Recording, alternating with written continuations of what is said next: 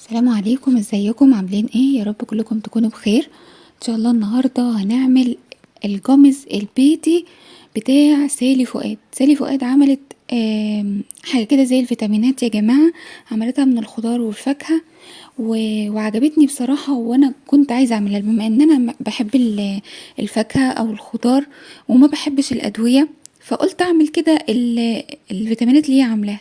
وهي كمان الجوامز اساسا ما بتشتروها من الصيدليات بتبقى غالية جدا، فانا قلت بقى ايه، طيب تعالي نجرب اللي سالي فؤاد عاملاها دي.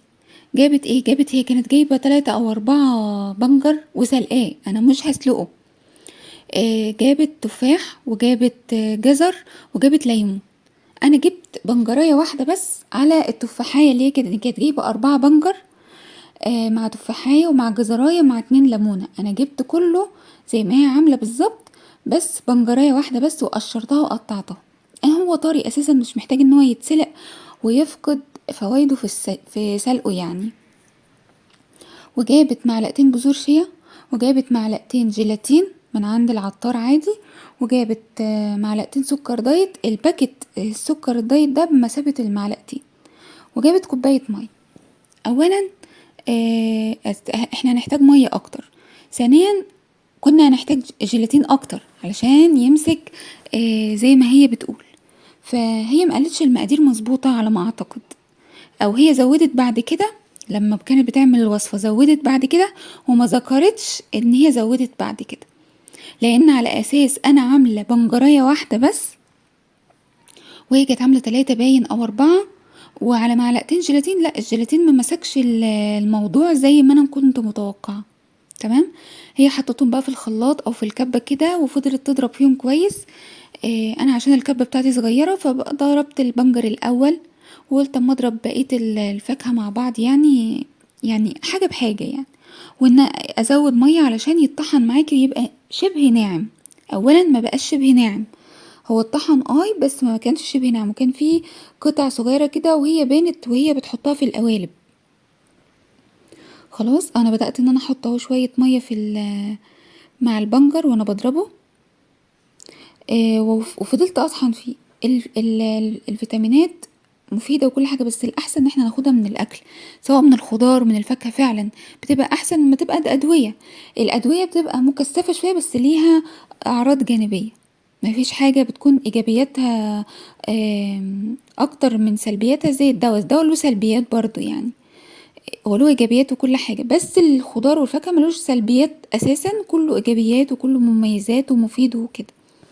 فحلو طالما ان في حاجة نستفاد منها. وده خصوصا للناس اللي ما بتحبش البرشام والكبسولات بتاعة الفيتامينات. انا بكرهها، حتى لو هي فوار، لو هي حاجة انا بكرهها. اي ادوية خالص بقى عندي عقدة نفسية من الادوية، من كتر ما اخدت ادوية. ممكن دلوقتي ابقى تعبانة وما اروحش اخد دواء، ما باخدش غير يعني مسكن، وبالعافية بالعافية كمان على ما ابلعه. افضل ماسكة البرشامة كده والف في الشقة على بال ما اعرف ان انا ابلعها. ففي ناس كده يعني اصلا من غير تعب ومن غير حاجة ما بتحبش الادوية. فدي تبقى فكرة حلوة لو عايزة تاخدي فيتامينات ليكي او لولادك عموما. الطريقة دي جميلة، بس تظبطي المقادير. وما اظنش اي واحدة هتكون بتعملها من الاول وهتظبط معاها من اول مرة زي ما سالي فؤاد عملتها وظبطت معاها كده، وكانت عاملة زي الجيلي في ايديها. اهو طحنته، فضلت اطحن فيها كتير جدا. لا هتصفي بقى ولا هتعملي، هتنزلي كل ده بالخليط اللي جواه، يعني بالقطع اللي جواه دي. ما تخلط ما تصفيش وتاخدي الميه، لا نزلي بالقطع بتاعته دي. اهو طبعا هو ما اتطحنش اكتر من كده. انتي لو هتقدري بقى، ممكن عندك الخلاط بتاعك او الكبه بتاعتك تقدر ان هي تفرم الحاجه لدرجه ان هي تخليها ميه، تبقى الحكايه دي حلوه جدا. بس هي سالي فؤاد حطت يعني كانت بتصب الحاجات دي في القوالب، وهي والله فيها القطع دي. اهو انا زودت ميه بعد كده بقى، حطيت كده في الكبه مكان ما انا طحنه، زودت ميه. معرفش بقى الخطوه دي صح ولا غلط، او ممكن دي اللي خلت الجيلاتين ما يربطش معايا، ولما زودت الجيلاتين بعد كده ربط. معرفش بصراحه، بس انا حسيت ان الموضوع تقيل وان القوام سميك، فكان محتاج ان انا ازود له ميه. اهو طبعا البنجر بيبقع والمية بتاعته تبقى لونها احمر، ف لازم كده تبقى على طول تجففي حواليكي علشان الموضوع ما يبهدلكيش الدنيا. بعد كده حطيت معلقتين بذور الشيا، وهحط الجيلاتين البودر اهو من عند العطار. احنا كنا جايبين الجيلاتين ده انا وبنتي عشان نعمل بيه ماسك، فلما لقيت الوصفه بتاعت سالي فؤاد على الانستجرام قلت هنفذها بالجيلاتين اللي عندي ده. حطيت اهوت السكر ستيفيا، والله ممكن تستغني عنه، انما انتي لو بتحبي الحاجه مسكره يعني قوي حطي سكر دايت، بس انا قلت هعمل زي ما هي عامله بالظبط. طبعا بذور الشيا برضو لما بتتنقع في الميه بتطلع شويه من الماده بتاعتها، بتبقى جيلاتينيه برضو كده، فبتساعد شويه ان الموضوع ان الخليط ده يمسك. هتقلبي كويس قوي قوي. انا كنت عايزه اقرب لكم بس ما عرفتش اتحكم في التصوير يعني، وغيرت الفلتر والدنيا كانت بهدله خالص. جيت بقى هنا على النار، انا هدفيه بس شويه يعني، مش هغليه، هدفيه بس شويه عشان الجيلاتين يربط معاه. مش هغلي الخليط ده عشان ما يفقدش.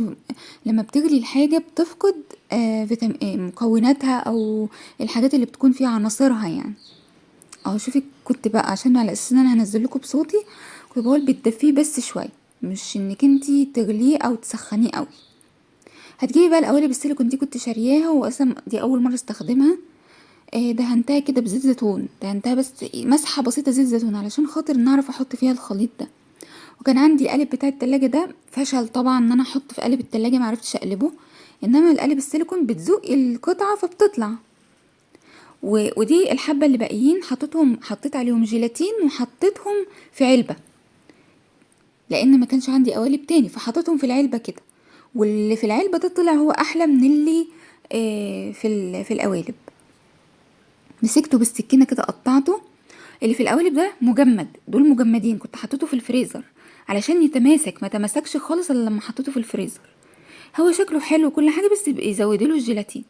لكن اللي طلعت حلوه وحسيت ان هي متماسكه ومن غير فريزر ومن غير اي حاجه اهو، دي اللي انا زودت لها الجيلاتين. الجيلاتين حلو مش مضر يعني، طعمها حلو قوي. لكن اظبطي المقادير بتاعتها، طعمها حلو، يا رب تكون مفيده فعلا زي ما هي قالت. حطي جيلاتين، اظبطي الجيلاتين بتاعك. دي مش ما كانتش في الفريزر، دي كانت في التلاجة. اللي تانيين دول اللي كانوا في الفريزر عشان يتماسكوا. فانت بقى لو عملتيها من الاول وحطيتيها في التلاجة وزودتي جيلاتين هتظبط معاكي. يا رب يكون الفيديو عجبكم وتجربوه ان شاء الله وينجح معاكم. متنسوش بقى لايك للفيديو، كومنت حلو منكم، وتشتركوا في القناة علشان يوصلكوا اي جديد انا بنزله، وتقترحوا عليا فيديوهات حلوة نعملها مع بعض. واشوفكم على خير ومع الف سلامة.